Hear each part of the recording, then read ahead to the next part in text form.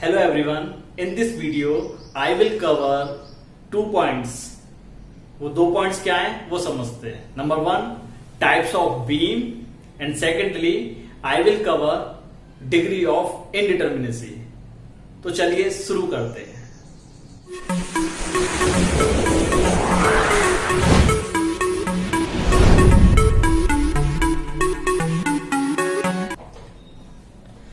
Types of beam.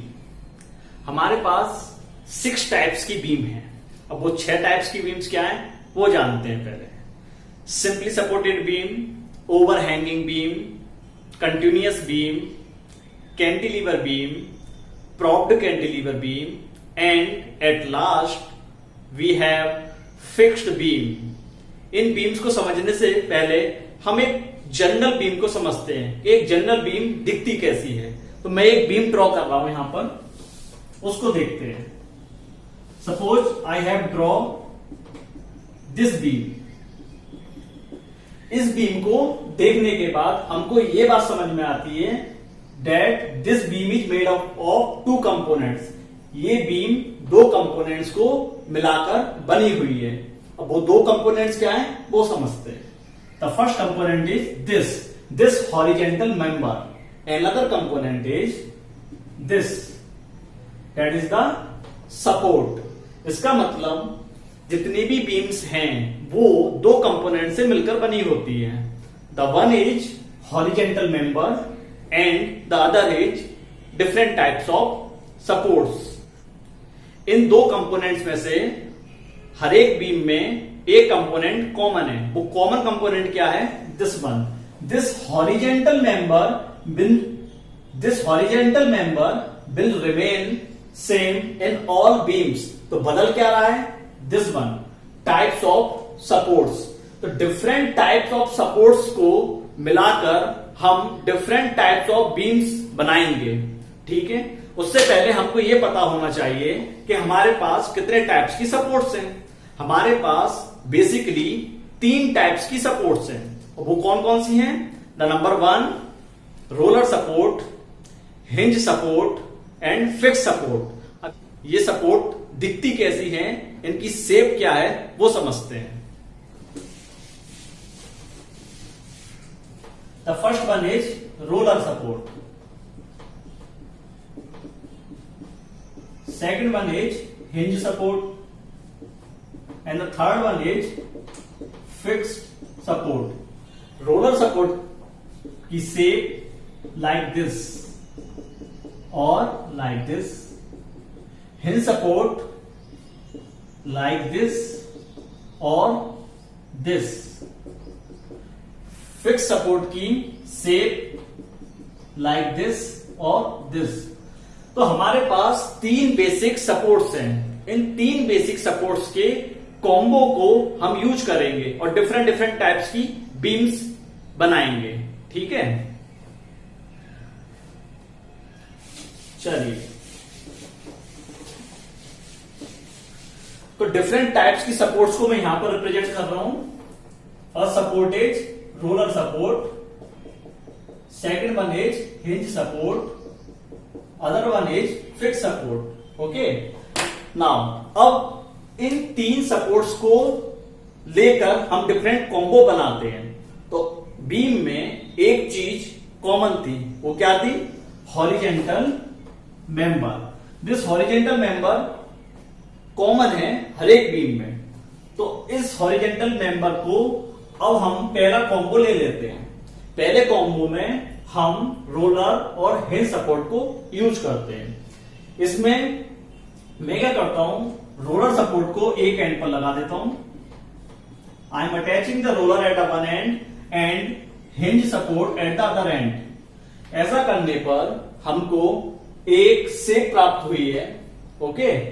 इसको हम और कैसे लगा सकते थे?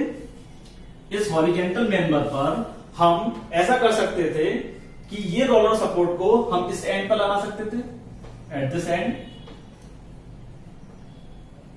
और हिंज सपोर्ट को इस एंड पर लगा सकते थे. और क्या कॉम्बिनेशन हम बना सकते थे? दोनों एंड्स पर रोलर सपोर्ट लगा सकते हैं हम.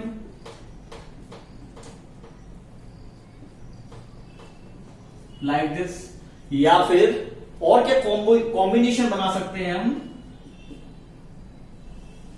दोनों एंड्स पर हिंज सपोर्ट लगा देते हैं।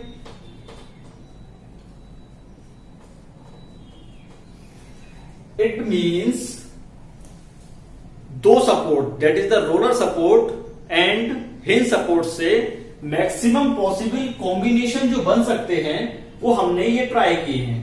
तो ऐसे हमको एक शेप प्राप्त हुई है। ये जो कहलाती है शेप, इसको हम कहते हैं simply supported beam, simply supported beam. तो अगर हमको सिंपली सपोर्टेड बीम को डिफाइन करना हो तो कैसे करेंगे? Simply supported beam is a beam which is supported or resting freely on the wall or the column. It means simply supported beam is a beam which have hinge support at one end and the roller support at the other end. Or I can say simply supported beam is a beam which have roller support at its both end और hinge support at its both end। Generally simply supported beam की हमको दो shape देखने को मिलती है। ये this one, ये शेप हमको जनरली देखने को नहीं मिलती है। अब इन शेप्स में क्या प्रॉब्लम है वो समझते हैं। ये शेप जिसमें कि रोलर सपोर्ट दोनों एंड्स पर लगे हुए हैं, this beam is a unstable beam. अब ये बीम अनस्टेबल क्यों है ये समझते हैं। If there is any horizontal external load applied on this beam, then this beam will shift in the direction of the applied horizontal force, because roller support provides only the vertical reaction. There will be no horizontal reaction to resist this horizontal external force. इस horizontal external force को resist करने के लिए हमारे पास कोई भी reaction नहीं है। That's why this beam is a unstable beam. इसलिए ये बीम हम जनरली यूज नहीं करते, because this is the unstable beam. अब इस बीम के साथ क्या प्रॉब्लम है? This beam have hinge support at its both and, but this beam is a statically indeterminate beam. अब ये स्टैटिकली इनडिटर्मिनेट बीम्स क्या होती हैं ये हम थोड़ी देर में अभी समझ लेंगे। उससे पहले हम डिफरेंट डिफरेंट सपोर्ट्स की हेल्प से डिफरेंट डिफरेंट कॉम्बोस बनाते हैं, एक नया कॉम्बो बनाते हैं। ओके, अब क्या करते हैं हम, ये सिंपली सपोर्टेड बीम के इस पोर्शन को मैंने थोड़ा एक्सटेंड कर दिया है। I have extended this portion of simply supported beam. I have extended this portion. I have extended this portion. I have extended this portion और this portion. ऐसा करने पर हमको एक डिफरेंट शेप बीम की प्राप्त हुई है, और ये शेप जो है ये कहलाती है overhanging beam. This type of beam is known as the overhanging beam. Overhanging beam, this type of shape of beam is known as the overhanging beam. अब ओवरहैंगिंग बीम को हम ओवरहैंगिंग बीम क्यों कहते हैं ये समझते हैं। Because this portion, that is this portion और this portion is hanging over this member. This portion और this portion is hanging over this member, that's why we called it as a overhanging beam. अगर हमको overhanging beam को define करना हो तो कैसे करेंगे? Overhanging beam is a beam which have some overhang portion. The beam which have some overhang portion is known as the overhanging beam. In the other way, we can also define the overhanging beam like the beam in which supports are not providing at the ends, or support is providing somewhere in between the beam. Overhanging beam के 3 possible shapes हो सकते हैं। अब वो 3 possible shapes क्या हैं वो समझते हैं। Overhanging beam can have overhang portion on both sides of the support. Number 1 shape. Another shape of the overhang beam may be overhang beam may have overhang portion on the right hand side of the beam. It means the beam which have overhanging portion at the right of the beam is also known as the overhanging beam. Overhanging beam का तीसरा shape क्या हो सकता है? This one, that is overhanging portion is provided at the left of the beam. If the overhanging portion is provided at the left end of the beam, then it is also known as the overhanging beam. Okay. Now a third type of beam is continuous beam. अब continuous beam की shape क्या है वो समझते हैं. Continuous beam. Continuous beam is looks like this. This is the roller support, this is the hinge support, this is the roller support, like this. और the shape of the continuous beam may be like this, or the shape of continuous beam may also like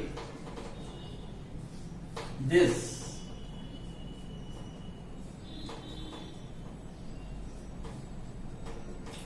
So this is the all possible shape of the continuous beam.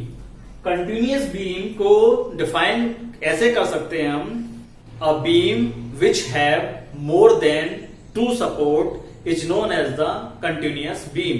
A beam which have more than 2 support is known as the continuous beam. Continuous beam में 2 से अधिक supports provided होती हैं. Continuous beam मे और may not have the overhang portion. In this shape of the continuous beam, this beam have the overhanging portion. Okay. Our next beam is cantilever beam. Cantilever beam को समझते हैं.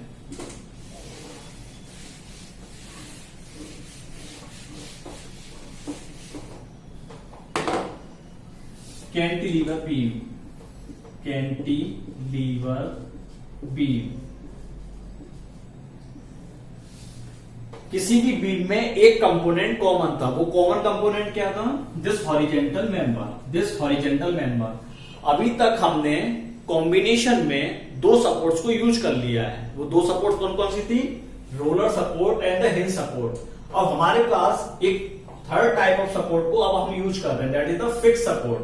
तो मैं क्या कर रहा हूं, इस फिक्स सपोर्ट को इस मेंबर के एक एंड पर अटैच कर देता हूं. और I can also attach this fixed support like this.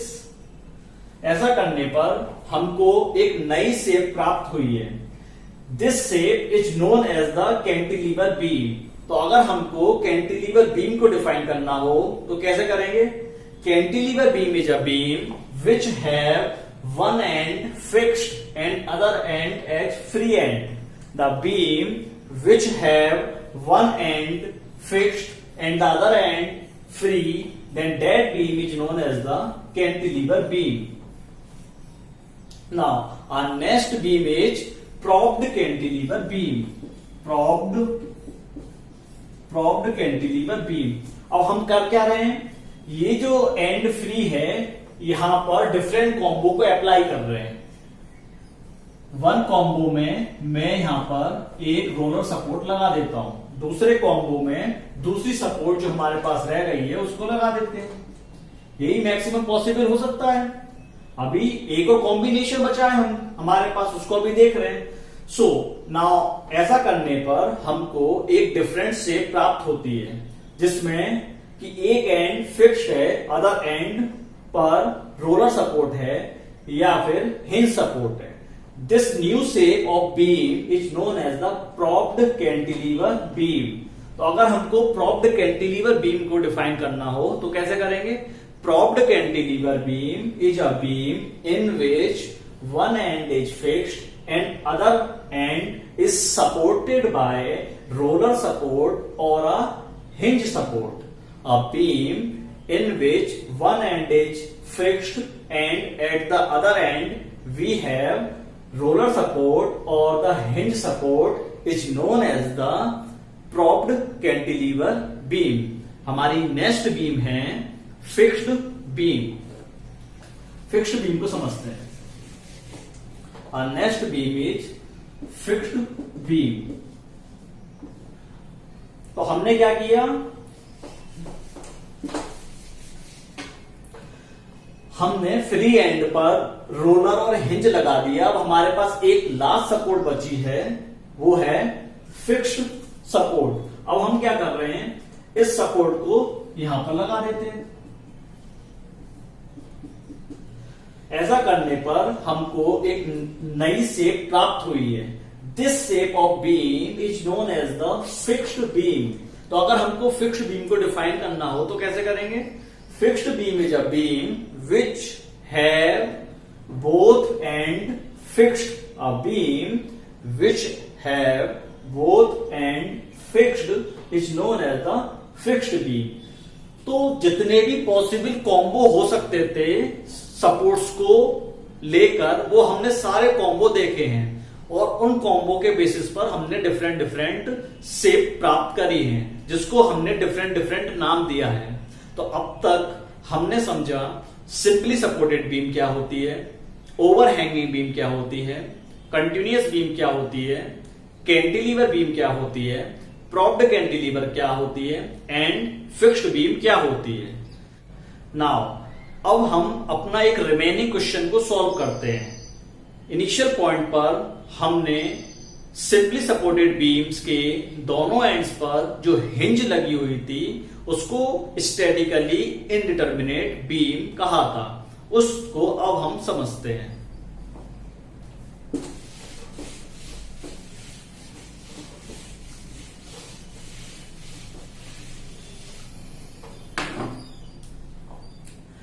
On the basis of the determinacy, beams are of the two types, that is statically determinate beam and statically indeterminate beams.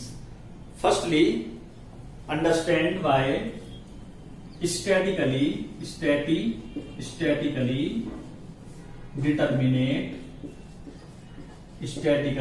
determinate beam. Statically determinate beam. किसी भी beam को define करने के लिए या किसी भी beam को एनालाइज करने के लिए हमारे पास तीन बेसिक स्टैटिक इक्विलिब्रियम इक्वेशंस होती हैं। अगर हम बात कर रहे हैं, if we are talking in 2D, अगर हम बात कर रहे हैं 2D, किसी भी बीम को एनालाइज करने के लिए हमारे पास तीन बेसिक स्टैटिक इक्विलिब्रियम इक्वेशंस होती हैं। अब वो तीन स्टैटिक इक्विलिब्रियम इक्वेशंस क्या हैं वो समझते हैं। Our first static equilibrium equation is summation fx is equal to 0, next one is summation fy is equal to 0, next one is summation mz is equal to 0. Summation fx is equal to 0 means algebraic sum of all the horizontal forces is equal to 0. Summation fy is equal to 0 means algebraic sum of all the vertical forces is equal to 0. Summation mz is equal to 0 means algebraic sum of moments of all forces at a point about the z-axis is 0. So we have three static equilibrium equation if I am talking in the 2D. इसी चीज को अगर मैं 3D में करता then we have 6 static equilibrium equations. तो 3D में वो 6 स्टैटिक इक्विलिब्रियम इक्वेशंस क्या हैं, पहले उसको समझ लेते हैं। So in 3D we also have summation f z is equal to 0, summation mx is equal to 0, summation my is equal to 0. So these are the 6 static equilibrium equations when I'll talk in 3D. Okay. अब हम समझते हैं statically determinate beam क्या होती है। Statically determinate beams are those beams which can be determined or analyzed with the help of basic static equilibrium equations. Those beams which can be analyzed with the help of static equilibrium equations are known as the statically determinate beam. समझते हैं इस चीज के लिए।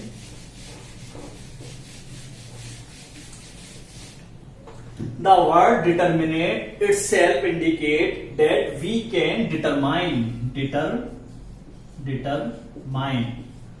the beam which can determine or analyzed with 3 basic static equilibrium equation is known as the statically determinate beam. Our next beam is statically indeterminate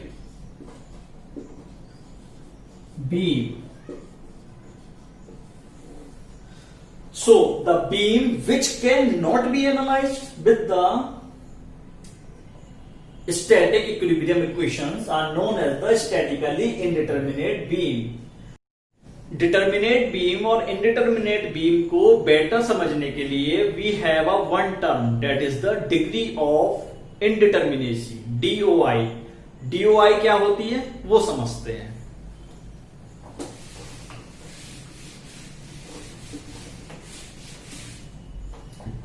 DOI, degree of indeterminacy, is equal to total number of unknown reaction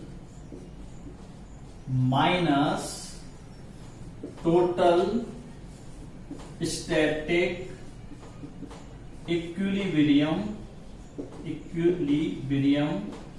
equation. This is the DOI. DOI means degree of indeterminacy is equal to total number of unknown reaction minus total static equilibrium equations. DOI को better समझने के लिए एक example लेते हैं।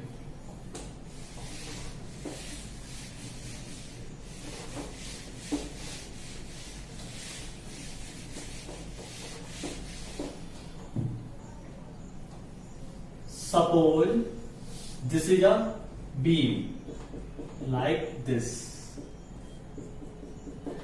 इस beam की हमको DOI फाइंड आउट करनी है। Okay, DOI means degree of indeterminacy. This is a hinge support, hinge support पर 2 रिएक्शंस होती है। If I am talking in 2D condition, अगर मैं 2D में बात कर रहा हूं देन हिंज सपोर्ट पर 2 रिएक्शंस होती हैं, एक वर्टिकल रिएक्शन, एक horizontal reaction, vertical reaction and the horizontal reaction. Okay, इस बीम की अगर हमको DOI फाइंड आउट करनी है तो क्या होगी, DOI is equal to total number of unknown reactions. हमारे पास अननोन रिएक्शन कितनी है, 1 2 3 4, वी हैव 4 अननोन रिएक्शन। और हमारे पास स्टैटिक इक्विलिब्रियम इक्वेशंस कितनी हैं, we have 3 static equilibrium condition. It means DOI of this particular beam is equal to 1। DOI is equal to 1, इसका क्या मतलब है, it means that this beam is statically indeterminate beam by 1 degree. This beam is statically indeterminate by 1 degree. इसको समझने के लिए एक example और लेते हैं। DOI को बेटर समझने के लिए हम एक एग्जाम्पल और लेते हैं। Suppose we have this beam, इस बीम की DOI निकालते हैं। DOI is equal to, hinge support पर 2 रिएक्शंस होती हैं, रोलर सपोर्ट पर 1 रिएक्शन होती है। Then total number of unknown reaction is equal to 1 2 3 minus total static equilibrium equation हमारे पास कितनी है? 3। Then DOI of this particular beam is equal to 0। इसका मतलब क्या है? This beam is a statically determinate beam because this beam can be analyzed with the help of 3 static equilibrium equations। अब इस चीज को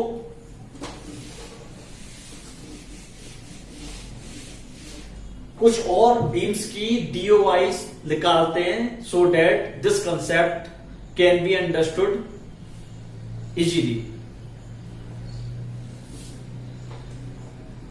Suppose I have this beam like this। अब इस बीम की हमको DOI निकालनी है, तो DOI degree of indeterminacy of this beam. This is a fixed support. Fix support पर कितनी रिएक्शंस होती हैं? फिक्स सपोर्ट पर 3 रिएक्शंस होती हैं। That is the vertical reaction, horizontal reaction, and another reaction is the movement. This is the hinge support. Hinge support पर 2 reactions होती हैं, roller support पर 1 reaction होती है। Fix, this is the hinge support. Hinge support पर 2 reactions होती हैं। DOI is equal to total number of unknown reaction minus static equilibrium equations। तो कितनी टोटल अननोन रिएक्शंस हैं वो देखते हैं। 1 2 3 4 5 6 7 8। We have 8 number of unknown reaction और हमारे पास स्टैटिक इक्विलिब्रियम इक्वेशंस कितनी हैं? We have 3 static equilibrium equations. It means DOI for this particular beam is equal to 5। अब अगर DOI 5 है, इसका मतलब क्या है? This beam is a statically indeterminate beam by 5 degree। This beam is indeterminate beam by 5 degree। तो इस types की indeterminate beam को कैसे सॉल्व करते हैं ये समझते हैं।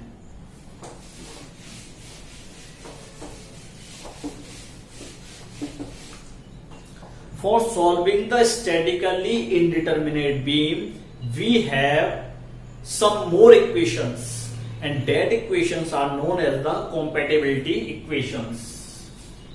Compatibility equations for solving the indeterminate beams we have compatibility equations। compatibility equations क्या होती हैं and how we will utilize or generate these compatibility equations we will see in details।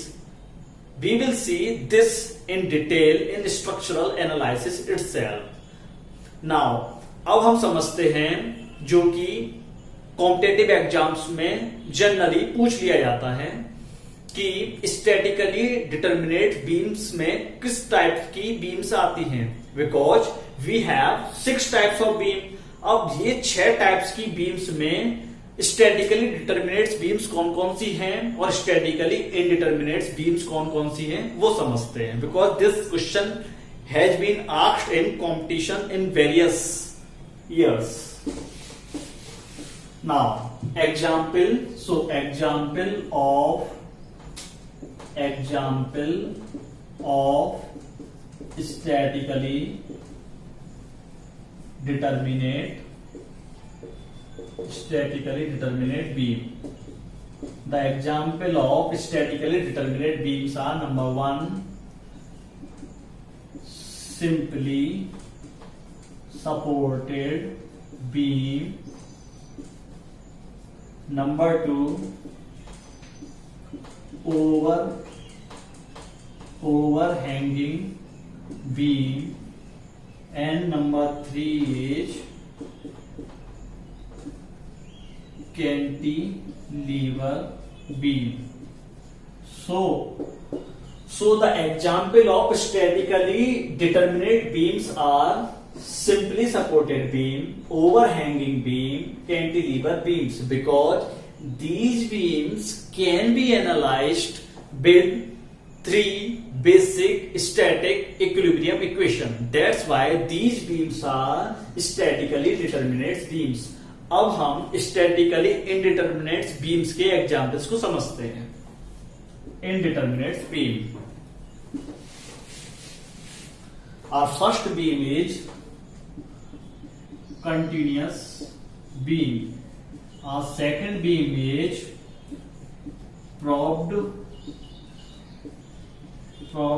cantilever beam. Our third beam is fixed beam.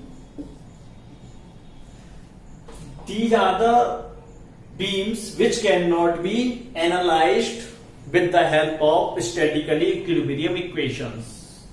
These are continuous beam, probed cantilever beam, and the fixed beam. This question has been asked in competitive exams many times. So remember, these 3 beams comes under the category of statically indeterminate beams. This is the end of this video. In this video, we learned about the different types of beams systematically. हमने dots connect करने की कोशिश की ताकि चीजों को easily समझा जा सके. And other things which we have learned in this video is degree of indeterminacy.